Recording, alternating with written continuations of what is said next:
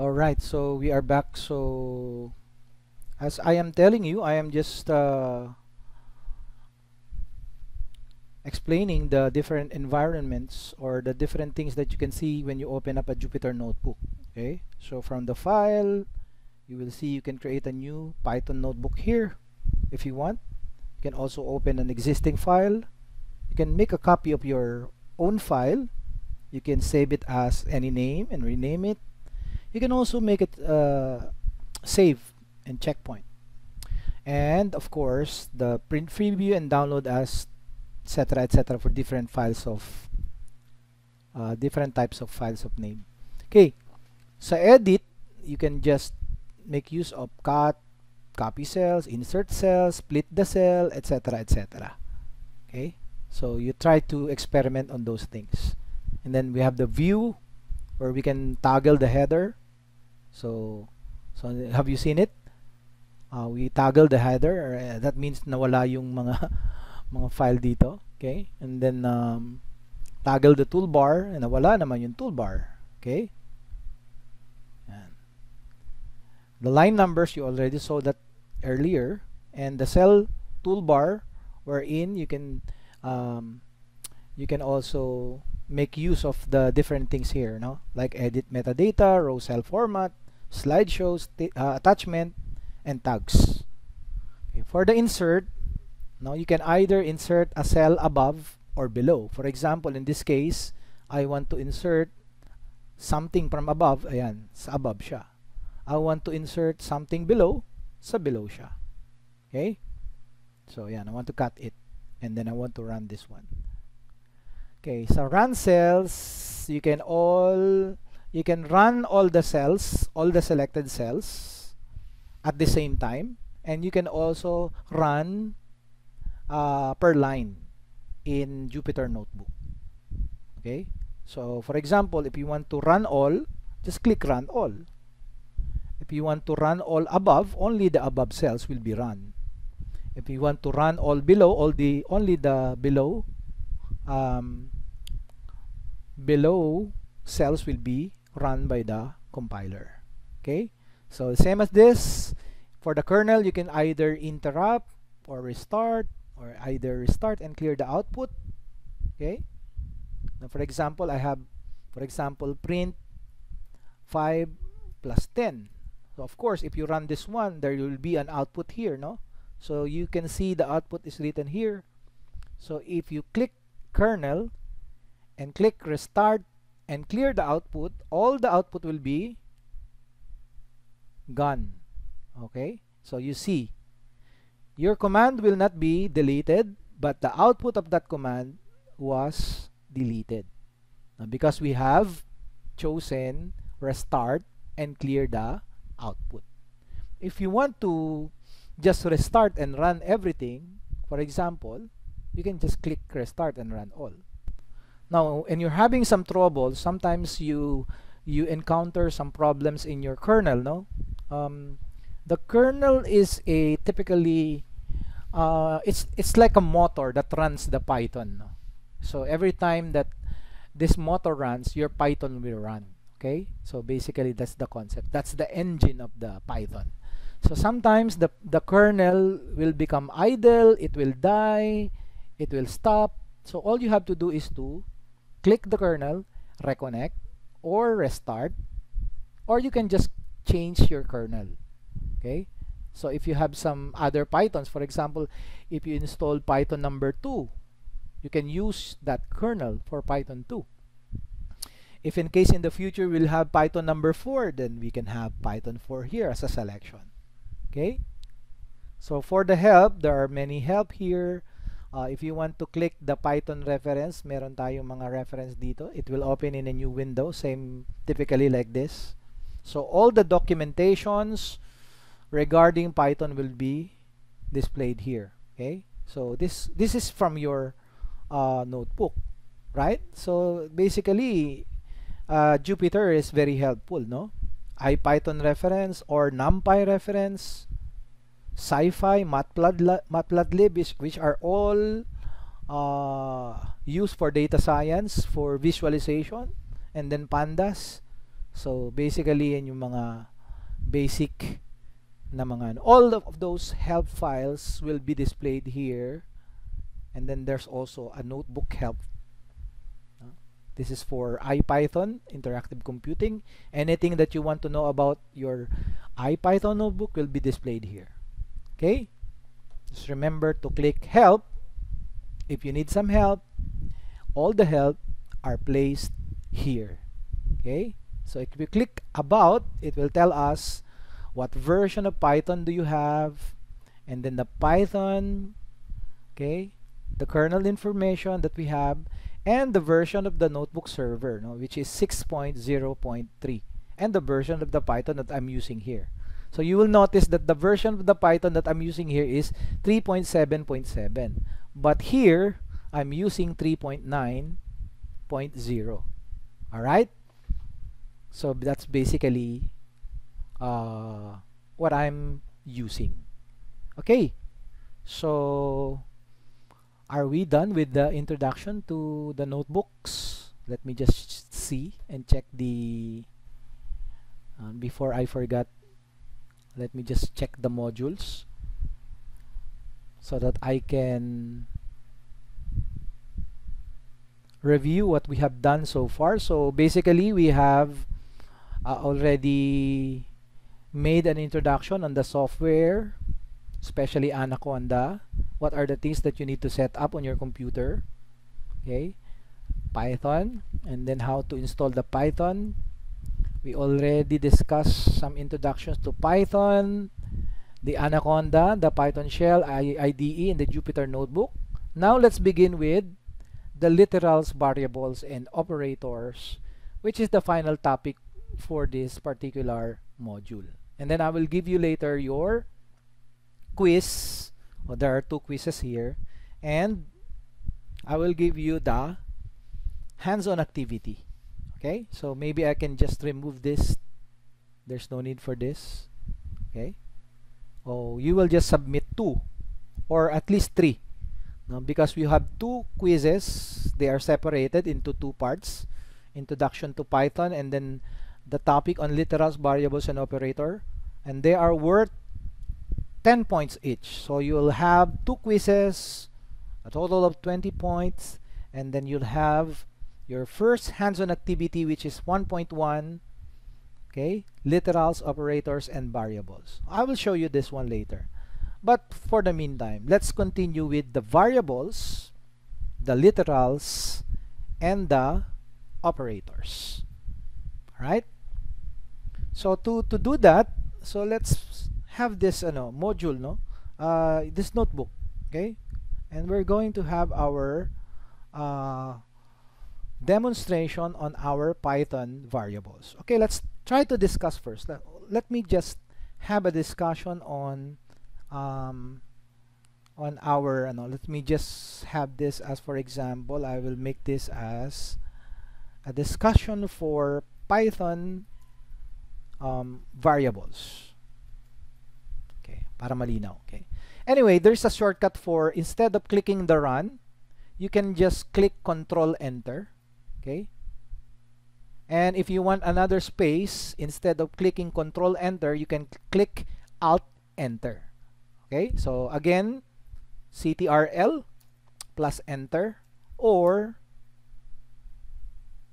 this is used to run the cell. So let me make this as a markdown. Okay, and then Alt plus Enter to run and create a new cell. Yan. For example, I'm going to delete this one. Yan. I'm going to run this one. Since naka-markdown ako, it will be marked as text or comments, just like a notebook. Okay, so if I press Control Enter only, so this will be the output, no? But if I click Alt Enter, it will execute, and then it will create a new line for me, or a new cell for me. Right? So, getting back, since hindi maganda, pwede din natin lagyan to ng numbers. Okay. You can see the color was changed. So that when we run it, okay, it will look like this, no? Python variables. Okay, so what are Python variables? So let's discuss this. Okay, let me have a definition here. Python variables. So actually, like a typical variable in C language, a variable is also the same as the variable in Python. Okay? Actually, what is a variable? A variable is a named location. Okay? And it is used to store data in the memory. So basically, yan yung definition natin ng variable. Diba? So it's very helpful to think of variables as a container. So let's imagine that a variable is a container para mas madali natin matandaan. And it holds data that can be changed later in the program. No? For example, ayan. Yan. So meron na tayong notebook, no? Example. So let's have for example here. For example. Yan, tapos i-run natin. So dito na natin nakikita yung code. So for example, number is equal to 25. So there's no need to put semicolon because it's running a Python code. Okay? So you can press Alt Enter to run the code, and then of course create a new cell. Yan. So here we have created a variable called number. Okay? And we have assigned the value 25 to the variable.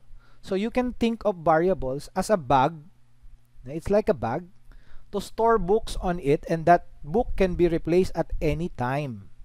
For example, okay, so if we run this one, so you will notice that if I issue the command number, if I want to display number, no, what is the output? The output will be 25. Okay, but since this is a variable, we can change the value of the number. Okay, we can change the value of the number. So for example, I will have the number now as equal to 36. So when I run this again, the number will now become 36, and it will no longer have the value of 25. Okay, let's try to run this one. So you will see that the number now is no longer 25 as previously run here in line number 2, because in line number 5 we changed the contents of our container, which is our variable. Okay? Okay. Now, maybe you are confused because in C language, we used to create variables with a typical data type. Now, for example, in C language, let's have a markdown here. In C language, every time that we set a variable, no? Setting a variable, we do it like this. For example, int number is equal to 1, and then may semicolon tayo, di ba? Kung yan naman ay float, int age, for example, we have 5.6, and then we have a semicolon. If that is a string, then we have a character, and then name, for example. And then we have the name, for example, Jonathan. Okay? And then semicolon again. So this is how we do it in C language. Right? And these are all examples. So let me have this as a number kasi pangit pagka hindi number. Okay, and then we try to run it. Okay, so ganito tayo sa C language, no? So Python is different, no? So actually, kahit na for example here, our number 36, ginawa natin siyang 3.1 or 3.6 for example. Now the output now will be, what will be the output? The output now here, if I issue number here, the output now will now be 3.6. So basically, walang katulad, hindi siya katulad nung C language na nag-declare pa tayo ng whole ng integer here, no? Integer, or sorry pala, float to dapat. Float or double. Yan. Sa C language, we need to identify the data type if you want to create a variable. But in Python, it doesn't matter. No? You don't need to specify the data type because Python already know what is your data type. Okay? Kung anong klaseng data type ang ginamit natin. Okay? For example, I have a website here. This is the name of my website or my variable. And the name of my website is, for example, tip.edu.ph. Okay? Now, if I want to print my website, so definitely I use the function print, and inside my parameter, I issue the command, I issue my my variable, no, which is a string. So ang gagawin ni Python, i-compile niya lang 'yan. Okay? So 'yan. I-compile niya yan as a string. So actually, it doesn't mean, okay, whether you assign a string, assign a number, or a whole number, or a decimal number, etc., etc. That means you have to understand now, using the code, Python is a type inferred language. So ano ibig sabihin ng type inferred language? So lagyan natin to ng malaki. Lagyan natin to ng 3. Okay? Python is a type inferred language. Ano ibig sabihin nan? You don't have to explicitly define the variable type of your variable, because Python will automatically know that tip.edu.ph is a string because it is declared as a website variable as a string. Okay? Just remember that. Python is a type inferred language. So whether you are using a string, whether you're using a whole number or a decimal number here, a fractional number, it doesn't matter. Python will always automatically know what it is, no, automatically. Okay? Now, to change the number, I already showed you how we can change the content of the variable here, no? So, for example, I have another website here, okay, and I want to change, no? The output of this one is tip.edu.ph, right? But I want to change it, and I want to put it like, for example, tipqc.edu.ph, and then I want to print the website. Okay, so that means, this means that I am reassigning a new value to website. Okay, so basically that's the case that I am doing, no? So now the website now has a new value. Instead of tip.edu.ph, you will see the output is now tipqc.edu.ph. Now, by the way, you can just you can make it enlarged, no, using the scroll button. Okay, as you can see, para mas maganda yung ating demonstration. Okay,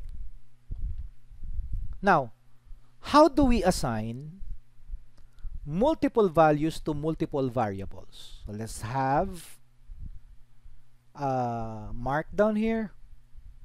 Okay, let's have assign multiple values to multiple variables. We can do this also in C language, right? But in Python, it's very, very easy. For example, if A, B, and C variables can be equal to 5, 3.2, and we can say hello. Okay, so that means if we want to print A, okay, want to print A, so let's just copy this one and paste it here. And this one, I'm gonna make this one B, and I'm gonna make this one a C. So if I enter run and execute this code, what will happen? What will be printed? Okay, so you can see that the first variable here is assigned to this A, and this one, this data is assigned to this variable B, and this string is assigned to variable C. And notice that Python prints it, okay, as it is. Okay, we can also if we want to assign the same value to multiple variables, for example x, y, and z, okay, you will assign it to one number. For example, student. Okay, so if we want to print XYZ, for example, no, I'm just copying it and pasting it here, no? And I'm changing the parameters inside X, Y, and Z. So if I try to run this one, so what happens? Too many values. X, Y, Z. Okay. Okay. So for example, equals. What if they have the same? Okay. Hindi pala like that, no? They have the same values. That means X is equal to Y, Y is equal to Z, and Z is equal to X, and they are all equal to the string student. So if we try to run this one, so the student string will become the value of the variable X, variable Y, and variable Z. Okay, so that's how we assign variables. That's how we change the contents of the variables, and that's how we assign multiple values to multiple variables, even if they have similar contents. Now let's proceed with another topic, which is, let's try to mark it down. I want to focus on constants. So what are constants? So basically, constants are different from variable, but actually constants is a type of variable, no, whose value cannot be changed. So the variable can be changed, but the constant, they cannot be changed. So you cannot change the contents. No? Even if you're going to change it later, you cannot change it anymore. Okay? So let's say maybe you can think of constant as a bag to store some books which cannot be replaced once placed inside the bag. So one time, big time. Parang ganon, no? So let's try to run this code. Constants. Okay, so okay. Let me check the grammar. Constants are types of variable whose values cannot be changed. Okay, but since we cannot change the value of the constant, we can always initialize the value of the constant. That means we can also assign the value to the constant in Python. Okay, in Python, constants are usually declared and assigned in a module. You will understand the module later. Okay, here the module is a new file containing variables. Okay, So I'm going to use that as an example. And usually the constants in a module, the constants are always written. Usually, this is the preference of the programmers. When they are declaring a constant, they are using capital letters for constants. For example, they have two words, name of the constant. They use underscore separating the words. So an example of this is this one. No? For example, I want to create a constant named pi. And what is the value of pi? For example, the value of pi is 3.1416. Yan. That's a constant. No, you cannot change that. And then the gravity, for example, the acceleration due to gravity is 9.8. Those are constant, no? So if we want to, for example,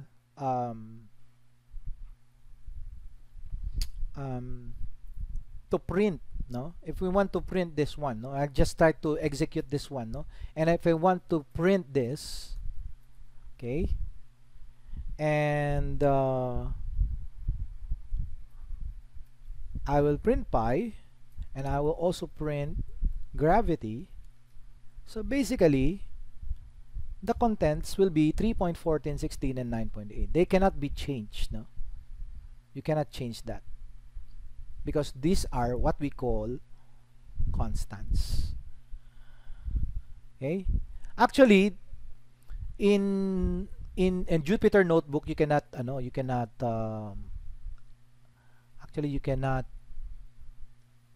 appreciate, no, what constants are. Actually, you can create another notebook. Now, for example, yes. Any question? None po, none. Okay. I was hoping there was a question. Okay. Anyway, as I was showing, you cannot appreciate the constant here because I'm using it in Jupyter Notebook. So how do we do the constant? For example, maybe we can create, no? Let's try to create using Jupyter Notebook. Using Spider. Maybe we can create a notebook.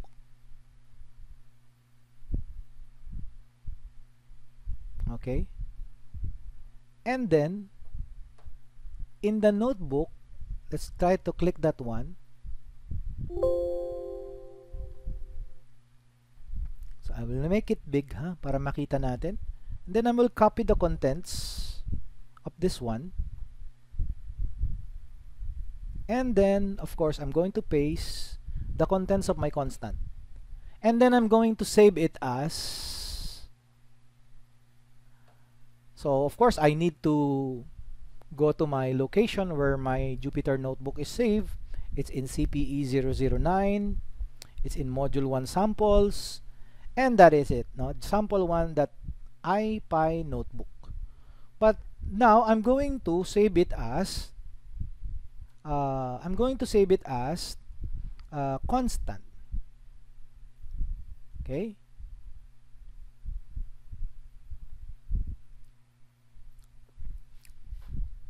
So constant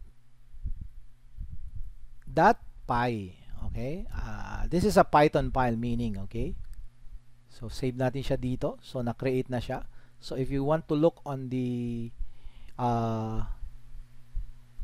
sources of the file, so we can see in CPE 009 module 1 samples, I have created a sample, a constant file here, okay? And the content of that file is this one, no? The constant here. Okay. Now, can we use it in Jupyter? Can we import the contents of that file? Yes, we can, no? So actually, we can import, okay, constant. It's because that's the name of the file. And then we can print You can just copy this one. But this time, we're going to attach constant.pi.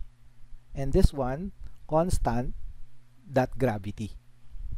Okay? I hope this will work. Okay? Okay, let me run this one. So, ayan, nag-work siya. Diba? So, sa isang notebook, ina-access natin yung file na to, tong constant file na to, using this notebook. Okay? So, tinan nyo for example, maglalagay pa ako ng isang constant dito.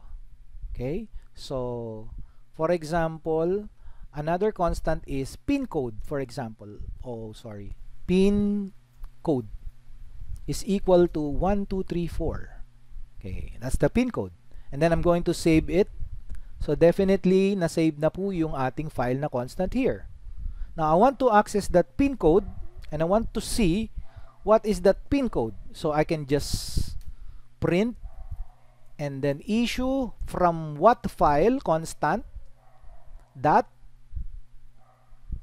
and then the name of the constant, which is pin underscore code. So make sure na tama yung spelling, no? So let me just check. Yan, tama yung spelling natin. So when I issue the command enter, so it will print, there's an error.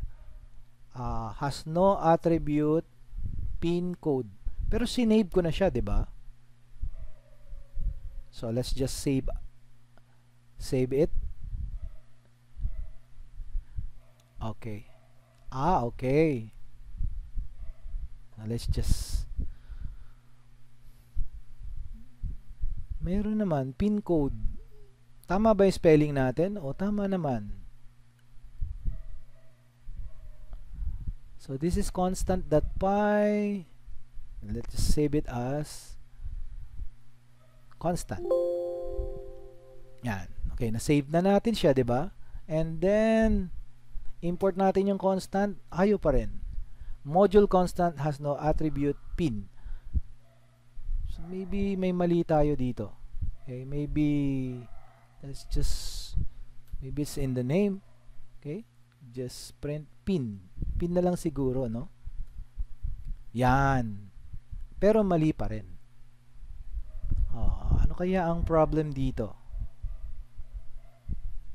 What do you think is the problem? You have any idea what the problem is that we are encountering here? So when we do the why is it that the module constant has no attribute pin? It has only pi and gravity, but it has no pin. But in the file we have pin, okay, which is equal to 1234. Oh, what do you say? What is the problem now? Okay, let me just troubleshoot this one. Okay, constant.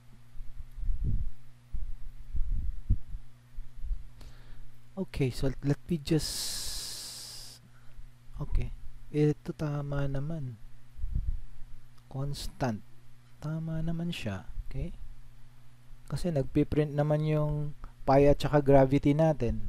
To continue with our discussion, okay, let's just have some rules in naming convention for variables and constants. So basically, the naming convention is the same with the other programming languages, no? The constant and variable names should have a combination of letters, no?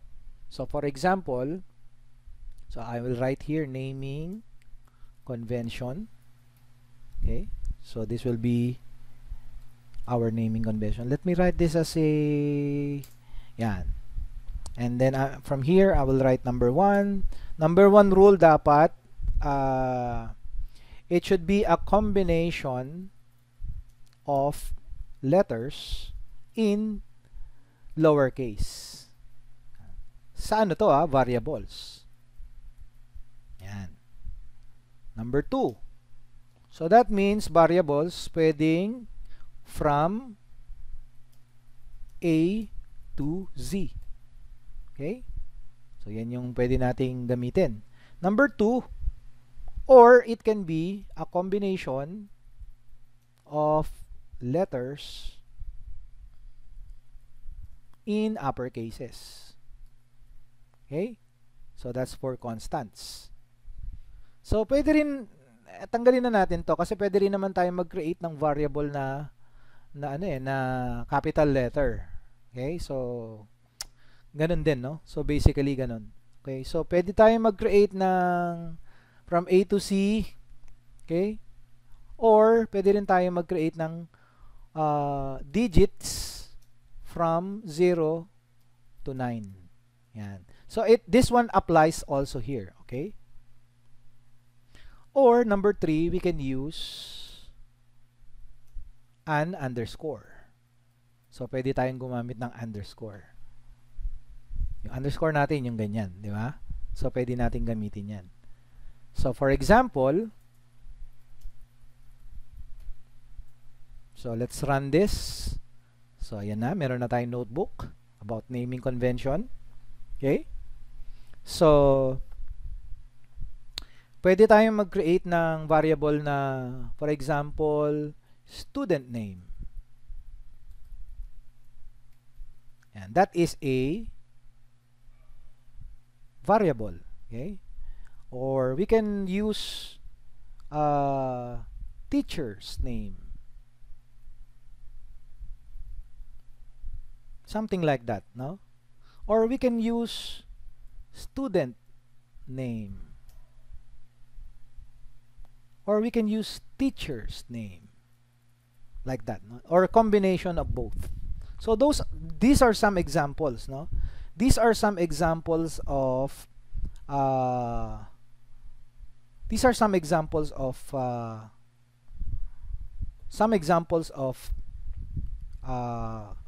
naming variables and constants.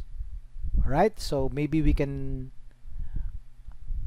click the markdown and mark this as a and then we can write some numbers here. For example, 1 dot, then 2 dot, we have 3, then we have 4, and then we can run this one. So sana napunta yung natin. Yan. Number 4. Then we can run this one. Okay? Yan. That's an example. Okay? Let's proceed with this. We can also create a name that makes sense. No? Of course. No? So for example, instead of writing N is equal to Jonathan, I think it's better if we write name is equal to Jonathan. So we need to declare this as it is. Okay? Let me pause because I'm receiving a call. Let me pause the recording. Okay, let's resume the recording. So I'm sorry for the interruption. So in that case, I was telling that in another rule is that we can put the rule here in number 4 rule. Number 4 rule is that when you create a name with sense. Okay? So most probably it should be related on the concept of the program, no? For example, if you are measuring the speed of a car, for example, you can say speed, no? Instead of using S or SP. Okay? Now, if you want to create a variable name having 2 words, use an underscore. Okay? For example, pwede tayong gumamit ng example na my name. That's an example. Okay?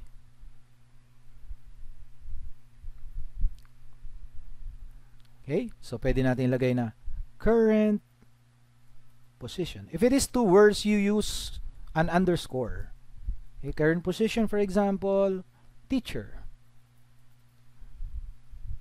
Okay? So, we can have that one. So, basically, This one is a no-no. Okay? So, meron tayo ditong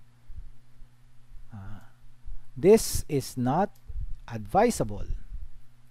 Although, it's can be read by Python. Babasahin siya ni Python, walang problema. But, we are logical people, no? And we need to do things logically. So, kawalang ka-logic kung ganyan lang lagi yung ano natin. Okay? So, next time, I want to see that you are working on a program. Try to give some names that are, for example, that have sensible names, no? For constants, for example, you can use like a typical example that we have shown here. Okay, the constants can be named as capital P, okay, PI, okay, or the whole word will be in capital form, such as the gravity. Okay, so in case you can write pi, you can write G, okay, G for gravity, mass, for example, speed of light. So you can write speed of light like that. You can write temp for temperature. Okay, and remember. Okay, so wala siyang nakalagay, no? Okay, so let's remove this. Okay, so this should be marked down. Sorry for that, no? So these are four constants. Yan. So let's we have some numbers here. These are some examples only, no? I'm showing you para meron tayong notebook, no? Yan, okay? So for constants, yan yung pwede natin gawin. So never use special symbols like lalagay ko siya dito, no? Number 5, never use special symbols like, for example, exclamation point, at, okay, and then hashtag, because hashtag is used for commenting, and then dollar sign. What else? Aside from the dollar sign, the percentage sign, and of course, etc. So, wag kayong gagamit ng mga ganyan. Okay? And do not start, finally, don't start your variable with a digit, a numeric digit. Okay, basically, maganda na yan, no? Kapag sinunod na natin sinunod natin yan, we are actually using the standard that are used internationally. Okay? So, any question so far? Question po? Question? Andyan pa ba kayo? Nakikinig pa ba kayo? Baka hindi kayo nakikinig, ha? Anyway, naka-record naman to. Kahit hindi kayo makinig ngayon, you can always come back, no? And replay. But it's a waste of time, no? We'll just have to replay it for something that you don't understand. But for this time, you need to listen carefully, okay? So let's try to have literals. Okay, so literals tayo. Yan. Let me make this as a markdown, okay? So what are literals? So literals, tapos na tayo sa variables and constants, okay? So what is a literal? Literal is a raw data given in a variable or constant. So kung ano yung nilalagay natin na data doon sa variable natin, ang tawag doon ay literal. So it's on the right side of the declaration of the variable. And in Python, there are various types of literals, no? Number one, this is the number one. We have the numeric literals. Yan. So numeric literals are immutable, no? Meaning, pag sinabi nating immutable, they cannot be changed. No? Unchangeable siya. Okay? So it can belong to three different numerical types. No? Example ay integer, di ba? Whole number. Another one is float. Yan. And finally, we have a complex number. No? Sa ano, wala tayong ganitong term, di ba? Sa C language, but in Python meron tayong term na complex. Okay? Yan. Number 2. Okay? But before we go to number 2, okay, meron tayong tinatawag na string literals. Yan. Ano naman yung string literals? Well, string literals are a sequence of characters surrounded by quotes, no? Like for example, yung teacher, this one, no? The teacher, Joanne, Jonathan. These are all considered as a string literal. Okay? So, we can use both single or double quote. No, remember, at ang ginamit ko rito ay single quote lang. Okay?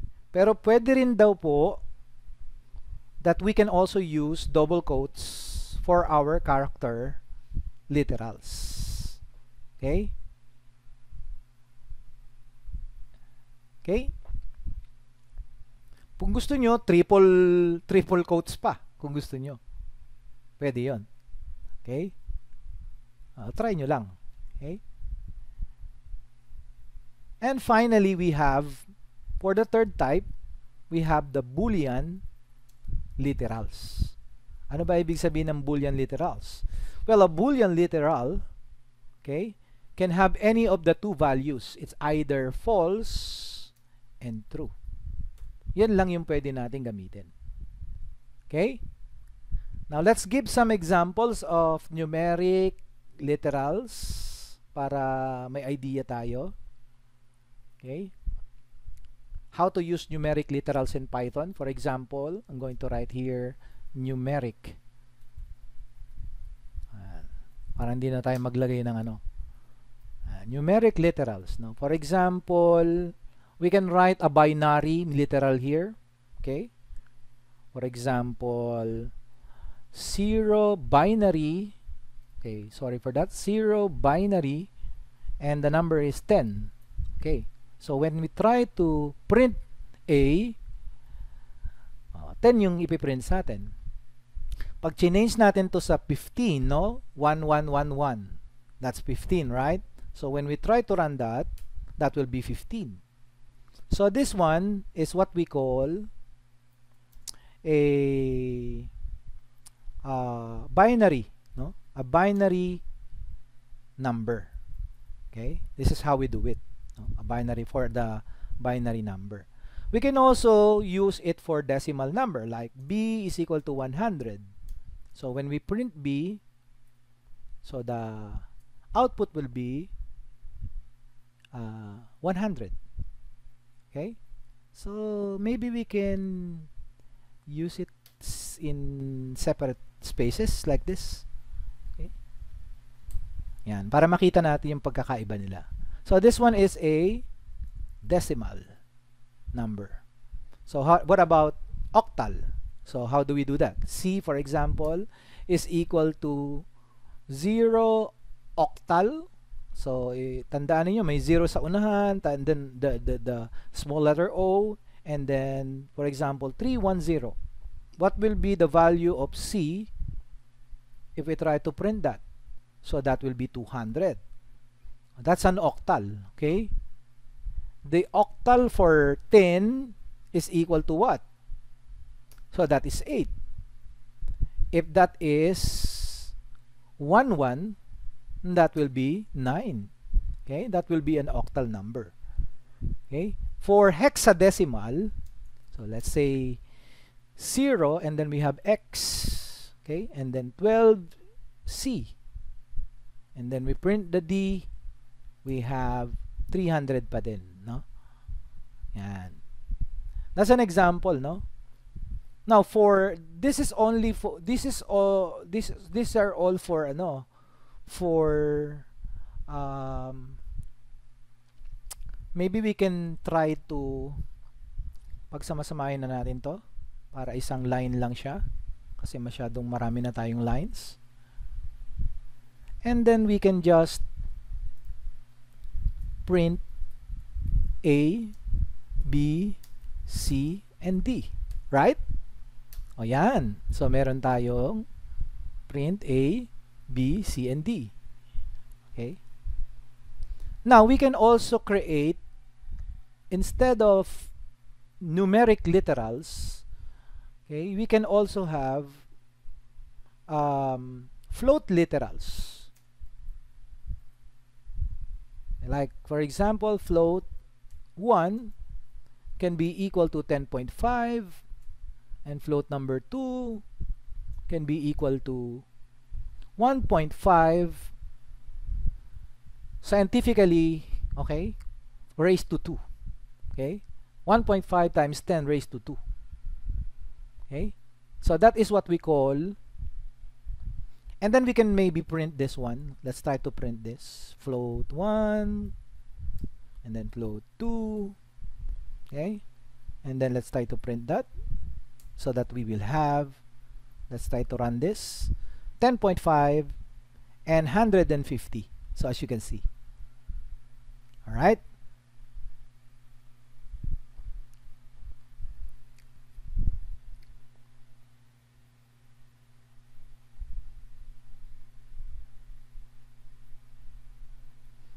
Okay, what about for the other example of the numeric, which is complex? So we have also an example here of a complex for complex literals. So for example, maybe we can assign X is equal to 3.14J. That's a complex, right? So maybe we can now print X so that we can compare, and we can print the X for imaginary, and we can print for X for the real number, right? So let's try to print that. So this will be the value for the regular X, but this is the real number is 0, and the imaginary number is 3.14. Alright, so those will be our program. Now for some examples of string literals, okay,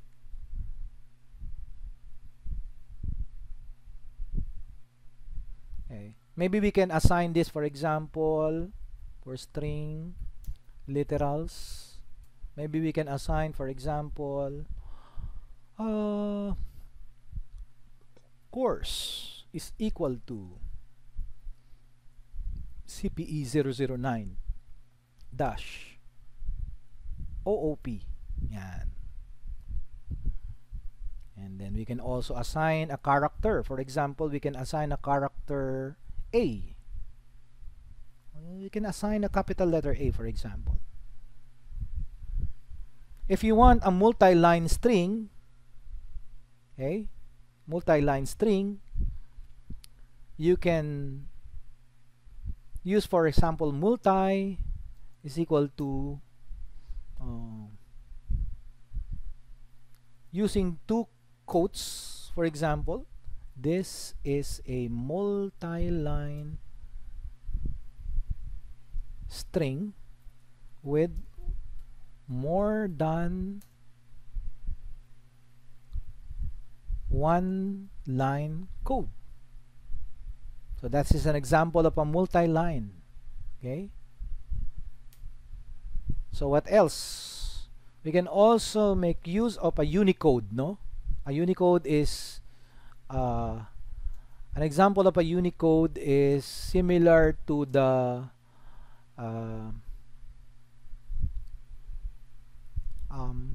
when you try to open your file explorer and you click this one, okay, this one is an example of a Unicode, okay, the path of the directory of your files.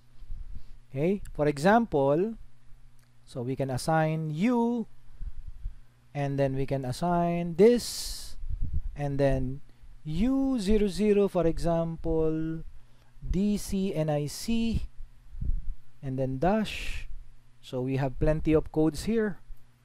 Okay, F6DE. Okay, and then we can maybe end it like that. So that's a Unicode.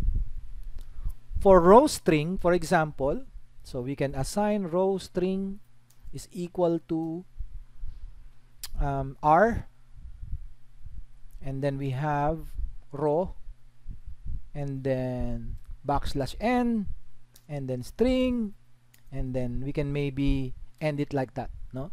So maybe we can print the course, okay, and then we can also print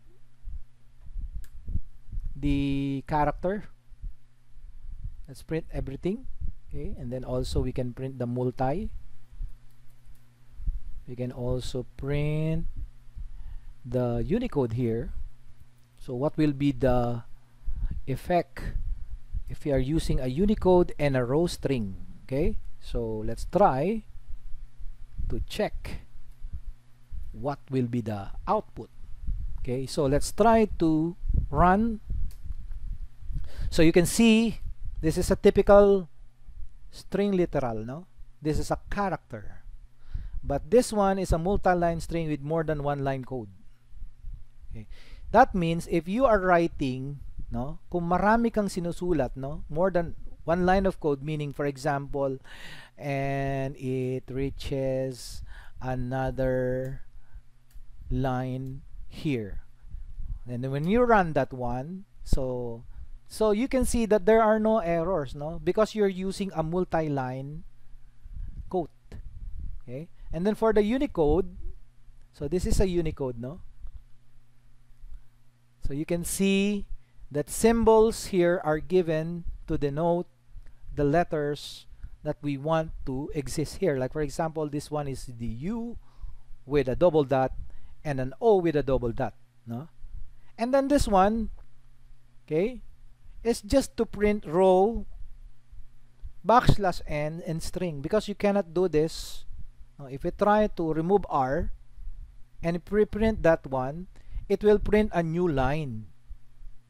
No? It printed a new line, right? Because we did not include R. Now when you remove U, it will have something like this, no? Okay, so binasa niya even if it's walang U. Okay, so binasa niya yung Unicode.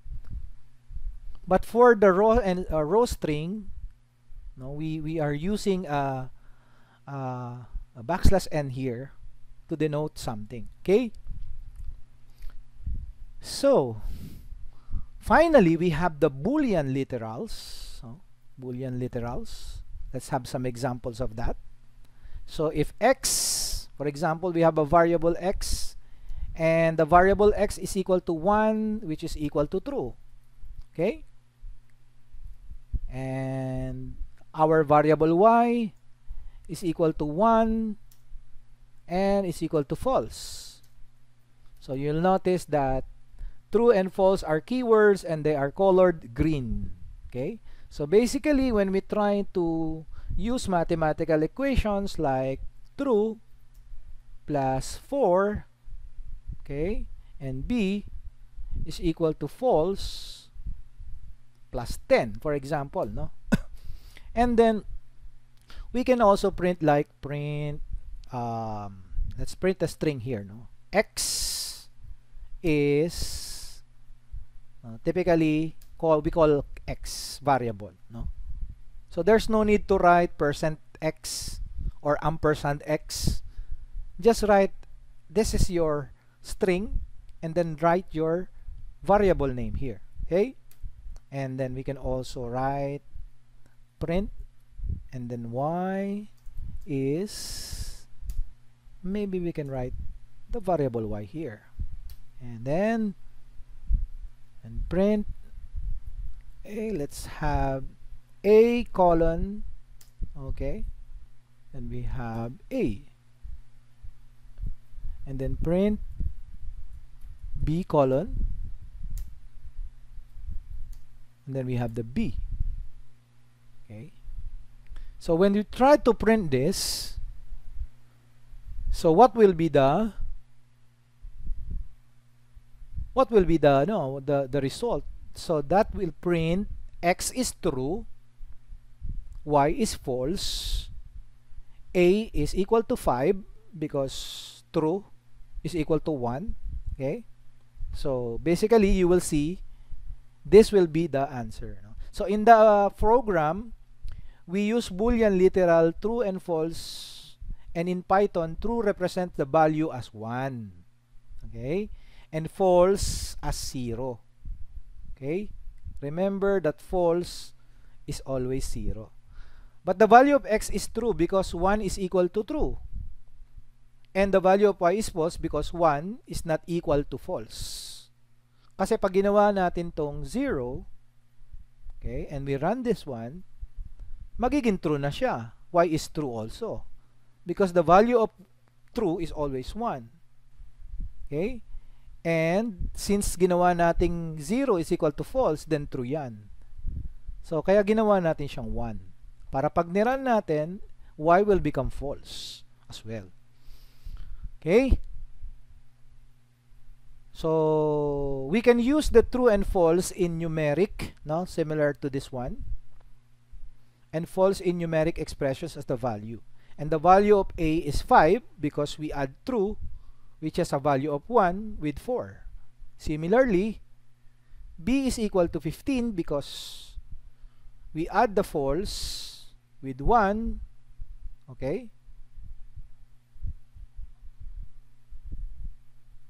Okay. We add 0 to 10. Okay, we add 0 to 10. Alright, so basically that's it for Boolean literals. Now we have what we call some special literals, no? In Python, it contains one special literal, and it's called the non-literal, no? Non-literal. And we use it to specify that the field has not been created. For example, drink is available, and then we have bread is equal to sold out, no? And then for example we have cheese is equal to none. So pwede tayong gumamit ng ganito, okay, ng ganitong variable, no? So therefore, for example, where we can define, this is how to define a function. This is just an example. For example, we define a function like a define menu, okay. For example, we input x as our variable there, okay. Since that is a function, we need a colon, and then automatically if our x is equal to drink, okay, then ipiprint natin siya drink, okay. Else, okay, print, let's try to remove this. Let's try to change this. The drinks, drink na lang, drink, and then bread na lang siya, okay. The first one is drink and the other one is a bread. Now else we will print bread, for example. So what will be the output of this one, no? When we want to print this. So wala pang ano to, wala pang output to. We just created a function, okay, for a menu that every time it is equal to x is equal to drink, we will print drink. Okay, but we can actually call on the function drink, since that is a function, and we can also call the function for the food or the bread. Okay, and then we can now print this. So you can see the moment na kinol natin yung function na drink, it says it's available because of this. And the moment that we mentioned, we inserted the parameter bread, since it's considered as none, okay, that means the field has not been created, okay, it reported, no, Python reported that the value is equal to none as well. Okay, so one more thing, we also have what we call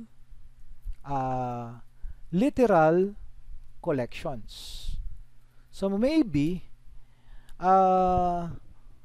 we need to understand these different literal collections, no? And what are these literal collections?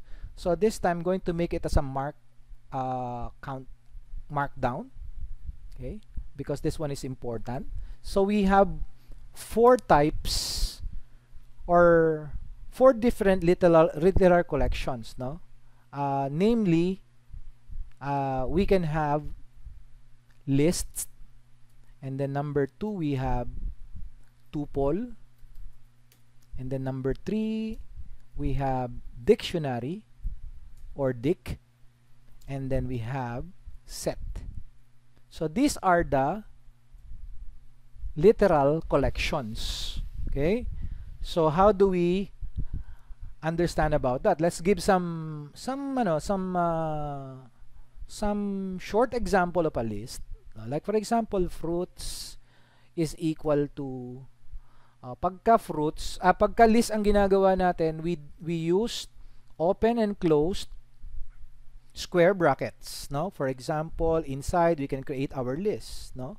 Apple, and then we have banana, and then we have orange. So we have a list. So this is a list, no? Let's try to say that this is a list of fruits, okay? And then maybe we can write numbers. So, and then this time, these numbers are what we call a tuple. Now, when we say a tuple, we use open and close parentheses. 1, 2, and 3. So this is a tuple. So you will understand tuple later, but a tuple cannot be changed. Okay? Something like that. Okay? You will understand that later in our later topic. Let's say I will create now a dictionary. For dictionary, we have what we call a pair key. No, a pair key. No, we use the open and closed. Of course, we need to issue an equal sign, and we need to use an open and close parentheses, and inside that we need a pair. No, for example, letter A is paired to the apple, okay, and then B is paired to banana, and C, okay, let's have C is equal to orange. Okay, so this is an example of a dictionary. Okay, you'll have some lessons about this later on.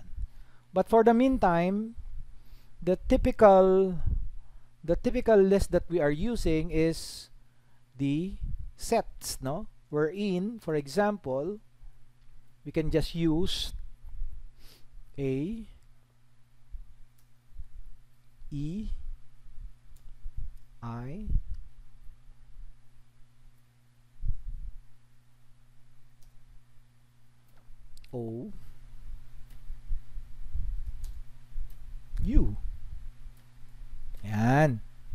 this is what we call a set. No? Now that we have declared these sets, this is a list, this is a tuple, and this one is a dictionary. In a dictionary, we have pair keys, no? A pair of this one and another one. And this one is just one, okay? So maybe we can now print the fruits, and we can also print the number. We can also print the alphabets, and we can also print the vowels. So let's try to do it, and let's see what happens. So you can see the difference, okay? A, E, I, O, U. Why is it like that?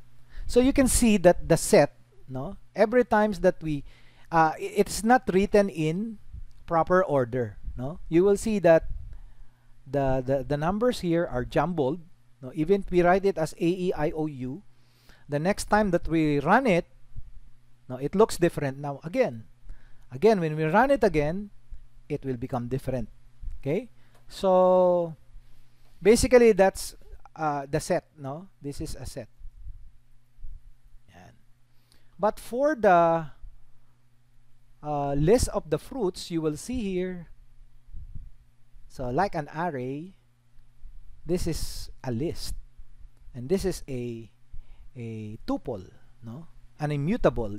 Tuples are immutable. You cannot change it in any way you want. Okay, so I think that's going to be the end of the lesson for today. Alright, we have done this, and if you have some questions, so sabi ko sa inyo, when you submit your, this is a very important notice, okay? I hope everyone now is listening, because at the end of the lesson, you'll have to submit your hands-on activity. How are you going to submit it? By clicking the file, okay? You're going to write it in a Jupyter notebook. Make sure to use markdowns and comments like this, and some codes, of course. And then you're going to click print preview. So this is what it looks like, and then you can now print it using this one. So this is the notebook that I have created. Yan. So, di ba? Ang ganda niyang tingnan. Okay? So, ito ngayon, pwede ko na siyang i-save. No? Save ko siya dito. Tapos, pwede ko na ngayon siyang ilagay as notebook doon sa ating modules. Di ba? So, instead na PowerPoint lang yung ating yung gamit natin dito na learning activities or learning materials. Okay? Sana nga ba yun? Okay, let me just adjust. So, wala pa pala akong ano dito. Anyway, I will just upload in module 1. I will create a new file, and i-upload ko po yung sample na ginawa natin. Okay?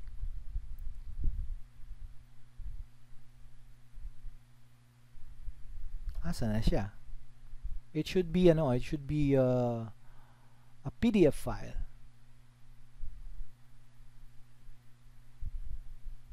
Sinave ko na siya. Where is it? Let me just go back. So I just save it there. Save it. Where I'm going to save it? Here, no? Oh, tama naman. Sample 1. I will try to change the name. I'm going to change it as Module 1 Notebook. Yan. So that I can now upload it. Okay. Oh, kaya pala hindi pala tayo nasa CPE 009. Okay. So we should be seeing here. Where is the file? So I don't see the file here.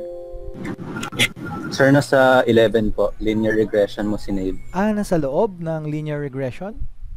Opo. Na folder. So mali. Sorry. Buti na lang matalimang mata mo. Medyo dumudugo na yung mata ko. Okay. Nasa linear regression siya. So that's wrong, no? Because this is for machine learning. I have to use CPE 009 here, no? So module 1 notebook.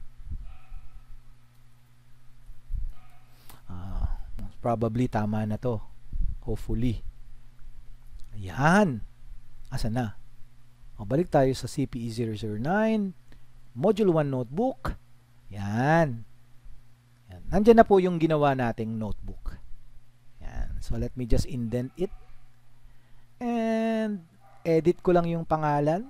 So pwede nating sabihin Jupyter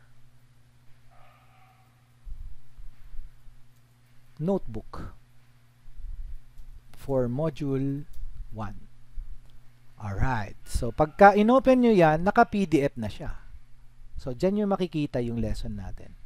Ganito yung gusto kong gawin ninyo, no? Kapag nag-submit kayo ng pag nag-submit kayo ng hands-on activity, which is i-update ko na ngayon. So this is your hands-on activity. Makinig po kayong mabuti, ha, kasi hindi lahat po ay ilalagay ninyo at kokopyahin ninyo. Ang gagawin lang ninyo ay from supplementary activity. And then number 1, so pwede nyo gawin tong markdown, and then your solution. Okay? And then the output is important. Okay? And then number 2, ganun din, copy nyo to. Okay? So pwede ko kayong bigyan siguro ng example, no? So copy natin to. So let me have another example. So let me have a new notebook here using this. Yan. So for example, you will write, remember, ito yung magiging template natin, ha. Write your name, student name, and then course and section.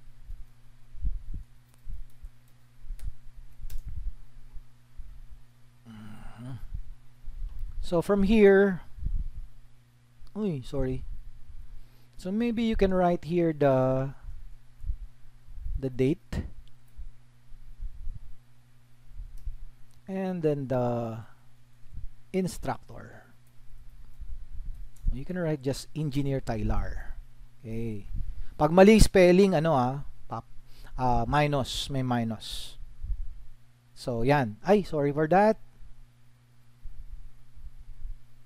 Yan, dapat kasi nakaano tayo. So maybe we can remove this.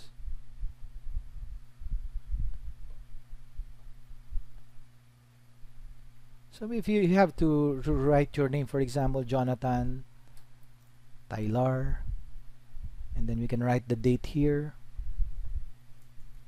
November, ang petsa ngayon? December na pala. December 2, 2020. Okay. And then you can write here. So maybe you can write na lang ganito para ano, okay? Para hindi mahirap. Mas madali pa. Yan. So yan. And then course and section.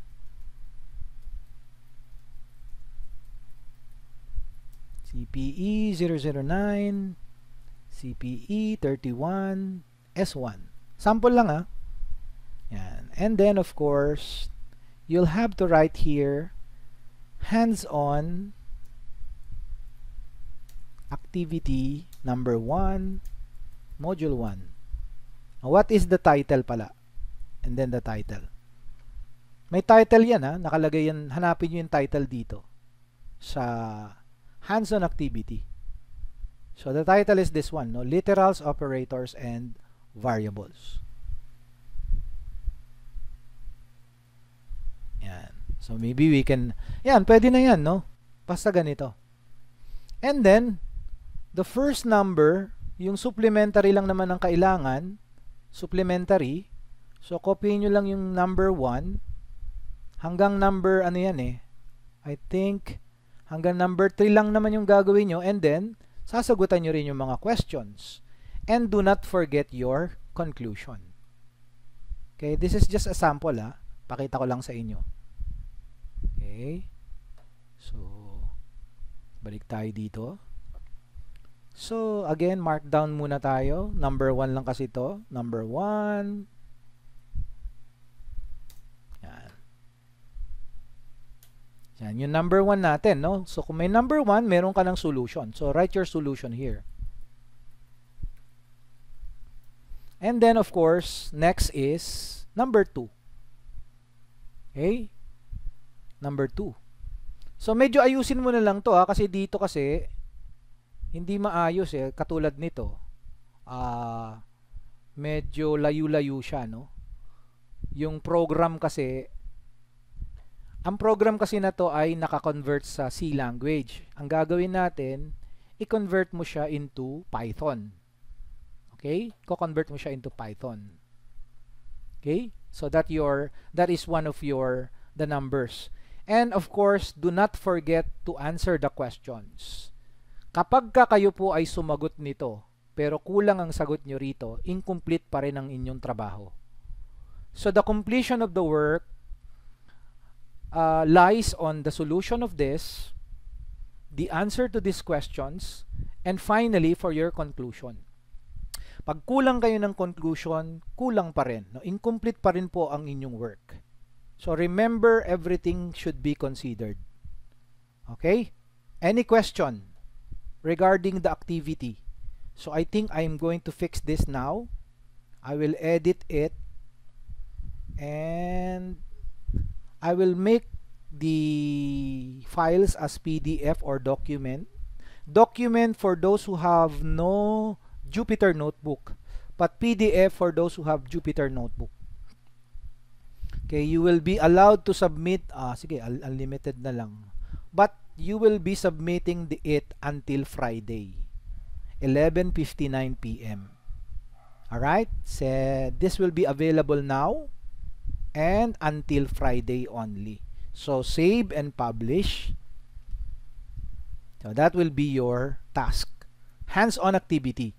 For your quiz, okay, so this is your quiz ha. Dalawa to ha, itong quiz nyo.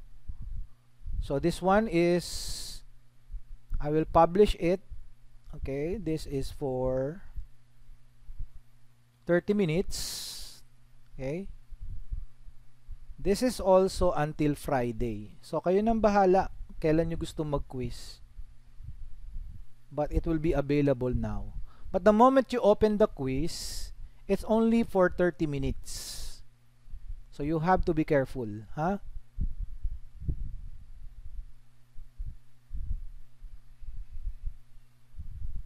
So this is also for quiz number 2. Same thing until Friday. And due date natin, available today. Save and publish. Oh, by the way, merong yatang nilagay na ano dito. Passcode. Tanggalin ko na lang yung passcode, no, para hindi na magre-require ng passcode. Yan. So let me just check on the other one kung may passcode din siya. Oh, may access code pa. Dapat wala ng access code to para madaling ma-access. Problema pa yan eh. Minsan may student, di alam eh. 'Di ba? Okay, anyway. Sir, kailan po lalabas yung recorded session for today? Okay. Mamaya, i-upload ko na siya mamaya. No? Meron akong YouTube channel na doon ko i-upload. Ayan, pinost ko na siya. Okay, gagawin ko na actually yung YouTube channel kulang yon, no? Kasi hindi naman importante yung nasa umpisa natin eh. Ang pinaka-importanting topic natin is when we did the Jupyter Notebook na. Okay? So, yan po yung gagawin.